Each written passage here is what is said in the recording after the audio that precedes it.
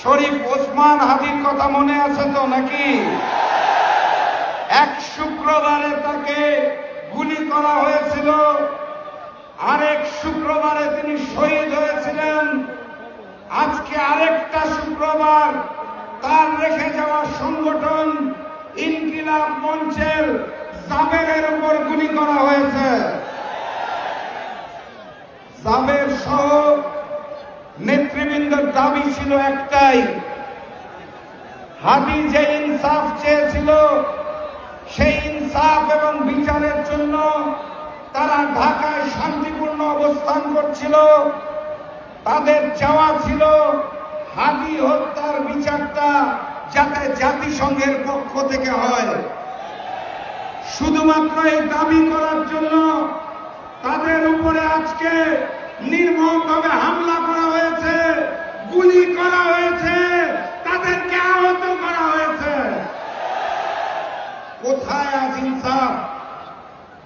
যে ইনসাফের খোঁজে আমরা 5ই আগস্ট হাজারো শহীদের রক্তের বিনিময়ে নতুন বাংলাদেশ চেয়েছিলাম, সেই ইনসাফকে রুখে দেওয়ার জন্য কারা কাজ করছে আমরা সেটা জানতে চাই।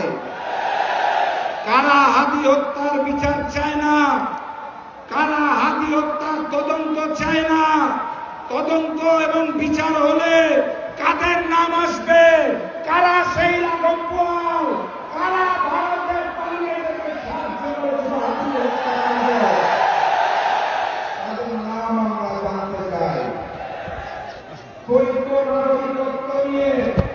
নতুন সালের বিএনপির অনেকেই নির্বাচনে অংশগ্রহণ করছে, তারা বিচার চায় না। তাদের বিদেশে একটা ঘটনা রাখা আছে, হাদি হত্যার বিচার হলে তাদেরকে দিল্লিতে পালাতে হবে, তাদের লন্ডনে পালাতে হবে, তাদের আমেরিকায় পালাতে হবে। আমরা সেটা জানতে চাই।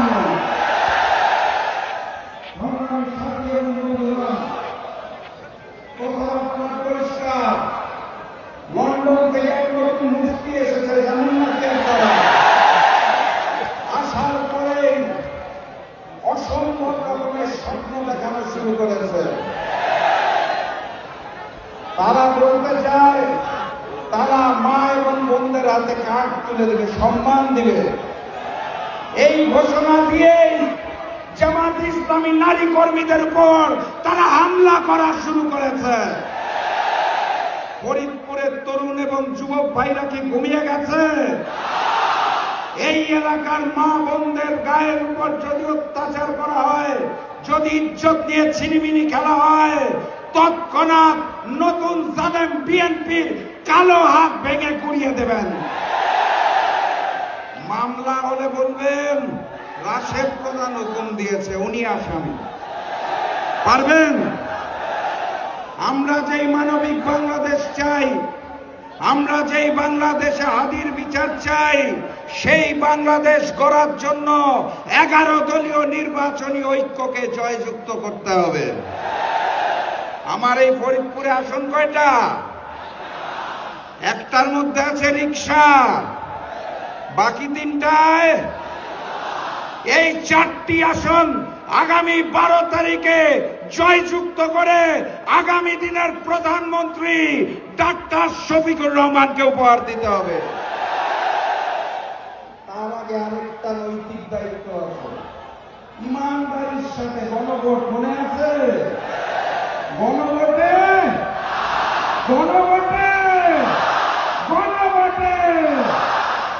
12 তারিখ গণভোটে হাঁকে জয়যুক্ত করতেছে, রিক্সা এবং দাঁড়িপাল্লাকে জয়যুক্ত করতেছে। লন্ডন থেকে আসা মুফতি এবং তার শীর্ষ নব্য জালেম বিএনপি যদি ভোটের বাক্স ছিনতাই করতে আসে কি করবেন? 11 তারিখ রাত থেকে ছাত্র যুব ভাইরা ভোট কেন্দ্র পাহারা দিতে হবে। ভোটের ফলাফল হাতে নিয়ে জয়যুক্ত হয়ে তারপরে বিজয়ের স্লোগান দিতে পারে। পারবেন আপনারা?